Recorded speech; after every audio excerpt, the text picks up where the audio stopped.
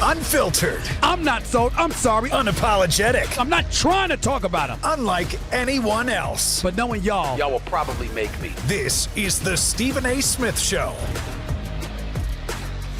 What's up, everybody? Welcome to the latest edition of the Stephen A. Smith Show, coming at you as I love to do every weekday from 1 to 3 p.m. Eastern Standard Time over the airwaves of SiriusXM Mad Dog Sports Radio. Number to call up as always is 888-MAD-DOG-6. That's 888-623-3646. 888-623-3646. And of course, if you want to send in your voicemail messages, if you want to get serious, okay, and you want to get at me, feel free to go to SiriusXM.com/GetSerious. That's SiriusXM.com/GetSerious. The opening of the NBA season was last night. And I got to tell you, there's two things, there's a few things that I walked away with. Number one, the Oklahoma City Thunder aren't going away. This is a team that is the reigning defending NBA champions. They had their banner night right in front of one of their old stars, Kevin Durant. And they went out there, and although it took them double overtime to do it, they ended up beating the Houston Rockets in double overtime. They're not going away. That's one point I walked away with. Point number two, I walked away with the knowledge that on this particular night where there was a doubleheader, OKC hosting Houston, the Los Angeles Lakers hosting the Golden State Warriors, that the Golden State Warriors and the Houston Rockets are going to be two legit title contenders. Point number three I walked away with, I don't see the Lakers being one of them. Now, I believe in Coach J.J. Redick because I think that he's going to be an outstanding coach in the National Basketball Association. But I just looked at the Lakers, of course, without LeBron James last night, suffering from his sciatica ailment. And you know they would be better with him than without him because LeBron James is one of the greatest players on the planet still. But you look at the Lakers, their shooting, where you going to find that from, their defense, where you going to get that from, DeAndre Ayton, who just like literally drifts in front of your eyes. And you walk away thinking about Luka Doncic, who was absolutely sensational last night with 43, 12, and 9. Looks in better shape, came ready to play. Looked like he was holding his groin for a second there. But in the end, the bottom line is that Luka Doncic is ready to ball. He is the new face of the Los Angeles Lakers franchise. He is the future. They've got to do what they can to get him the requisite help that he needs. But he's going to show up. He's just that special. He's just that special. And he showed up last night and balled out. Make no mistake. But they ain't the Golden State Warriors. When you look at the Golden State Warriors right now, I'm just imagining Steph Curry, the babyface assassin, who, by the way, didn't have that great of a game because Jimmy Butler was busy doing his thing. And then you look at the contributions that they get. Draymond Green is just a basketball savant. I mean, when you consider all the little things that he does, rebounding, drawing offensive fouls, defending, feeding Steph Curry, setting him up with picks, etc. I mean, Draymond can give lessons on the basketball court about just how to do this stuff. He's just that special, okay? But here's why I'm so interested in the Golden State Warriors, and I think they have such a chance. As crazy as this sounds, ladies and gentlemen, I'm looking at Al Horford. I'm looking at Al Horford. Of all the people that I could talk about when it comes to the Golden State Warriors, as important as Kuminga is, as important as Podziemski is, I'm looking at Al Horford, and I'm saying to myself, excuse me, this brother can end up being a huge, huge deal for the Golden State Warriors. Al Horford is 39 years of age. He turns 40 in June. He's already a champion. He's been to a couple of NBA finals. He only averaged 5 points He only averaged 7.9 points for his career. 7.9 point game score, but you can't go by that because he had plenty of years. First 14 years or so in his career, he averaged double digits. 9 years in Atlanta, another 7 in Boston, But I'm just looking at him. And I know that single digits have been the case the last few years in Boston. But he played 28 minutes last night. Nothing to brag home about. That's not what I'm saying. When you look at an Al Horford, He's able to defend for you at the 5, which gets Draymond Green off of constantly being undersized against his offensive opponents. And on top of it all, Al Horford can step away from the basket and hit 3-point shots. Hit spot up 3-point shots. Draymond hit a big one from the right corner last night late in the game when the Lakers were trying to make a run. But Al Horford could do that. And if you have size, and if you have experience, you have a championship pedigree, and you combine that with young guys like Podziemski and Kuminga, and you see Draymond and Jimmy Butler and Steph Curry playing it, and the Golden State Warriors' mission is to play 34 minutes or less for all of their main players, you got something here. And it's just a bad matchup for the Lakers because here's the thing with Golden State compared to the Lakers. Golden State hits jump shots, and Golden State makes free throws. So the combination of those two things really put you at an advantageous position when you're the Warriors going up against the Lakers, which is why they won last night. You're the Los Angeles Lakers. Where's your defense? Who's going to play defense for you? I mean, do these cats know the offense? And who is your floor general? Because you don't have one. So because you don't have one, you're stuck in that rut. You're in that kind of situation because that's not what Luka is. Luka's a scorer. That floor general that you need to calm things down, to make sure everybody is handling their responsibilities and fulfilling their obligations. Who's that person? It's going to have to be LeBron for you when all is said and done. It's going to have to be that. So it's a real wonderment as to how that's going to work. I think the Lakers can make the playoffs, of course, and stuff like that, but I see them going to the first round, going home. The Warriors could potentially make some noise. Remember, Steph Curry doesn't get hurt last year in the playoffs. There's a legitimate chance they could have beat Minnesota. So we can't ignore that reality. We got to look at that for what it is and call it like it is. We got to see that for what it is. So that's one thing I want to get out the way. Let me get into Houston for a quick second here. Houston started 4 dudes, 6'11" last night, or taller. 4 dudes. Kevin Durant didn't have the greatest game. Oh, so what? He's Kevin Durant. It's the opener. Şengün was outstanding. Jabari Smith is a threat. Okay? You got KD up in there. You know what he brings to the table. Amen Thompson, I'm a huge fan of. Late assignment, missed, forcing Shai Gilgeous-Alexander to his left, got burned. Ime Udoka was furious about it. Got to get him to his right. Got to steer him into traffic. Don't let him come off his left hand because Shea Butler's going to hurt you all day long. It's Shai Gilgeous-Alexander. It's the reigning league MVP, NBA Finals MVP, NBA champion. He's that special. You know what he's going to do. You got to make sure you prepare for all of that. But that's neither here nor there. You look at Houston, and I personally think that the loss of Fred VanVleet, an experienced marksman with a championship pedigree, is a devastating loss for them. The way I look at Houston, if Fred VanVleet was healthy, Houston could win it all. They still might be able to because I believe in Ime Udoka that much and I believe in Kevin Durant that much. That's just where I'm at with it. But I'm just telling you right now, that's what I'm paying attention to. Now, obviously with the NBA on ESPN, it opens tonight because we got the Knicks hosting the Cavs. We got the TNT crew now transitioning over to ESPN. Charles Barkley, Kenny Smith, Shaquille O'Neal, Ernie Johnson. They'll be airing on ESPN. They debut tonight at 6 p.m. Eastern Standard Time. Can't wait to see him. Just spoke to my man Kenny the Jet Smith on my day job first take at 11 a.m. this morning. They all hyped. They ready to roll. I got the Knicks going to the finals. I'm going to say it one more time. I got the New York Knicks going to the finals. Yes, with my jabber jaw still hurting from a double root canal surgery this weekend.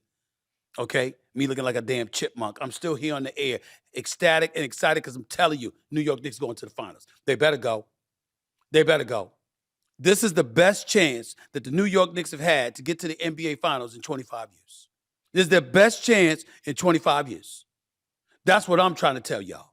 That's who I'm looking at right now. When I look at the New York Knicks, I'm like, Jason Tatum's out with an Achilles tear. Tyrese Halliburton's out with an Achilles tear. Damian Lillard tore his Achilles, and he's no longer in Milwaukee with Giannis because he's got moved to Portland, which is where he wanted to be and where he belongs. Because that's home. That's where it makes him happy. I'm like, what's going on here? That's 3 obstacles out of your way. They should be able to beat you. So now what we got to look at? We got to look at Detroit, an outsider like Orlando. They got Desmond Bain. That's a big-time pickup. But still shouldn't elevate them over the Knicks. And then after that, what do we have? We have Cleveland, who the Knicks host tonight, who had their way with the New York Knicks last year in the regular season. Cleveland's long with Mobley and Allen. They're gifted with Donovan Mitchell, who's an absolute stud. Darius Garland ain't no scrub. They got pieces. Kenny Atkinson could coach. I get it. The New York Knicks should still win the East. They got Brunson. They got Bridges. They got Hart. They got Anunoby. They got Karl Anthony Towns. They got Mitchell Robinson. They acquired Clarkson and Yabusele. What's the problem? Now, Hart and Mitchell Robinson are expected to be out tonight. I get that part. But I'm looking at this. Mike Brown's your new coach. Everybody going to be watching how he compares to Tom Thibodeau. You expect the defense to suffer a little bit. You expect the offense to be vastly improved compared to what it was under Thibodeau's. And obviously, that's going to be getting other people involved, okay, to make sure that you're utilizing your bench more effectively. That's what this is supposed to come down to. So when I look at the New York Knicks, I'm like, hey, this is what it's supposed to be. I don't want to hear all of this other stuff. Don't want to hear it. There's no excuses. There's no excuses. New York Knicks should go to the finals. I didn't say win it. I said go to the finals. To me, their biggest threats are Cleveland and Detroit. Excuse me. Cleveland and Detroit. Because I'm not sleeping on the Detroit Pistons one bit. But Cleveland and Detroit's your big threats. And I know Bernie Bickerstaff is determined he ain't never losing to the Knicks again. And I know Cade Cunningham is coming. The brother's a stud. He's special. But the New York Knicks should win the East.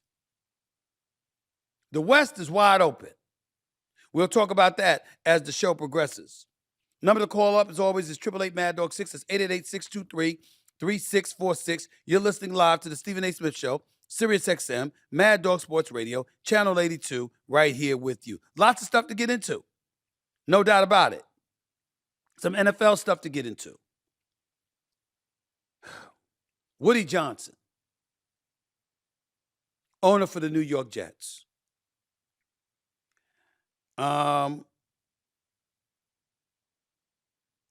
It's going to be interesting to see what happens because the owner for the New York Jets, Woody Johnson, is at the NFL meetings.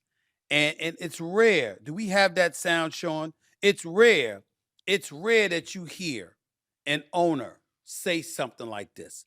But listen to Woody Johnson coming to the defense of his 0-7 rookie head coach, Aaron Glenn, as it pertains to quarterback Justin Fields. Listen to Woody Johnson and what he had to say here. What's your confidence level in Aaron to turn it around? Well, it looks like he's turning around parts of it. You know, it's hard when you have a quarterback with, with a rating that we got. You know, he has the ability, but something just is not jiving. But if you look at any head coach with a quarterback like that, you're going to see similar results if you go across the league. You have to play consistently with, at that position, and that's what we're going to try to do for the remainder of the season. So what gives you hope then? Just to give hope. I just think defense, special teams are doing better. Defense is pretty good, and if we can just complete a pass, it would look good. We got to complete some passes. You got to convince them that you can do something. Otherwise, it's hard to have have a game that you can win. Ouch. You got a situation where Woody Johnson is basically saying, our quarterback's trash. That's why we're 0-7. I kind of think that was a bit cruel on his part. I don't think that was necessary. But Justin Fields has been bad. And the defense over the last 2 weeks have given up 13 points in each game. And losses to Denver and then losses to Carolina. They've given up 13 points in each game. They've lost 13-11 to the Denver Broncos, and they lost 13-6 to the Carolina Panthers. So in that regard, you hear him loud and clear. You hear what Woody Johnson is saying. It's still an ouch moment. But the Jets are awful. And they've been awful. And I think the number one person that Woody Johnson needs to look at is himself, because guess what? Ever since he returned from being an ambassador to the UK or whatever it was, and he got rid of Robert Saleh, everything is falling apart for the New York Jets. Everything. And so I think that it's one of those situations where he could look in the mirror. As it pertains to Justin Fields, there's no way around this. You got a QBR of 31. You're ineffective.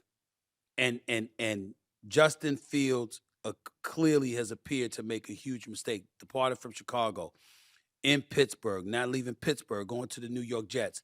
I mean, his career is disintegrating before our very eyes, because now he's being looked at as a person that can't play. That ain't worth the 2-year, $40 million investment Woody Johnson made in him. And there's no way around that. There's another coach that made some noise, Sean Payton, going off about Russell Wilson indirectly. Listen to what Sean Payton had to say as it pertained. The head coach of the Broncos, after beating the New York Giants, speaking favorably of Jackson Dart, the quarterback for the New York Giants, clearly at the expense of his former quarterback in Denver, Russell Wilson, who's now Dart's backup with the New York Giants. Listen to Sean Payton here. I have a ton of respect for that organization. I spent 4 of my early years there coordinating Super Bowl, first game in this stadium before 9/11, close with the mayor, Tisch family. And, you know, they found a little spark with that quarterback. I was talking to John Mayer not too long ago, and I said we were hoping that that change would have happened long after our game. That's an ouch. You were hoping the change would happen long after your game, because you were hoping that Russell Wilson would be the quarterback for the New York Giants when you went against them. So that was definitely a shot at Russell Wilson, who didn't take too kindly to that. Do we have that sound from Russell Wilson and his response to Sean Payton? Show me the tweet where Russell Wilson claps back at Sean Payton, his former coach with the Denver Broncos, because you usually don't hear Russell Wilson sounding like this, but he did. He was definitely sending a message, and it didn't escape me. This is Russell Wilson talking about Sean Payton, coach of the Broncos, and what he said. He said, classless, but not surprised. Didn't realize you're still bounty hunting 15 years later through the media. Hashtag let's ride. Russell Wilson's perfectly within his right to clap back like that. Perfectly within his right. Because Sean Payton didn't have to go there. The flip side to it is that they don't like each other. Sean Payton didn't like him as a quarterback. When Sean Payton arrived in Denver, he had heard all of this noise about Russell Wilson and preferential treatment, and now he had distanced himself from his own teammates and all of this other stuff, and it really impugned the reputation of a Russell Wilson. And Sean Payton came on board and said, that stuff is going to come to an end. Ain't none of that happening now. You can cancel that. It ain't happening. It ain't about to happen. And then obviously you saw Sean Payton jumping his butt on the sideline one time when they were during a game or what have you, and they clearly don't like each other. And so Sean Payton was taking a shot at them, and Russell Wilson was taking a shot back, which is perfectly within his right to do. Can't knock it at all. But Sean definitely instigated that. Let me get to this last point. And again, I thank y'all for being with me with this damn jaw of mine. Dental surgery is no joke. I'm just going to say that. I look like a damn chipmunk, for crying out loud. But it is what it is. Former ESPN host, Samantha Ponder, covered the New York Post, complained that her middle school-age daughter had to guard a, quote, naturally born boy, end quote, in a girls' basketball tournament, which she said was maddening. New York City lets children play as the gender identity of their choice. That's according to a story in the New York Post. And that's what happened. Only thing that I want to say is this. Just want to make sure that I'm consistent with my positions, as I always am. I'm all for transgender rights. All for rights with the LGBTQ plus community. No problem at all. But you always have to ask yourself the question of unfair advantages when it comes to sports, when it comes to competition. And if you are a boy transitioning to a girl, you should have all the rights accorded to every citizen imaginable. But that doesn't mean you get to play against girls. You're transitioning from male to female. DNA-wise, that puts you at a distinct advantage. There's no way around it. So what I'm saying is Samantha Ponder's right. She's not wrong. She's not wrong. That's all I'm saying. I'm talking about the general principle. My position is this has been consistent across the board. You know, if you're a male transitioning to female, it's an unfair advantage for you in a female sport. Period. That's just the way, it's just that simple to me. So I can respect her for speaking up. Some people might disagree. Some people might not like the fact that she said it, but it doesn't make her wrong. It just doesn't. 888 Mad Dog 6 is always the number to call up. That's 888-623-3646. You're listening live to the Stephen A. Smith Show, Sirius XM Mad Dog Sports Radio. Back with your calls and more in a minute before my man, Diego Pavia, is the star quarterback for Vanderbilt, who's a relevant team. Vanderbilt, you understand, known as the Ivy League of the South in some people's eyes, as my buddy Skip Bayless used to always say about his alma mater. This brother's doing some big things, and he's going to be on the show to talk about that in a few minutes. Not before your calls, though, so don't go away. You're listening live to the Stephen A. Smith Show, Sirius XM, Mad Dog Sports Radio. Back with more in a minute.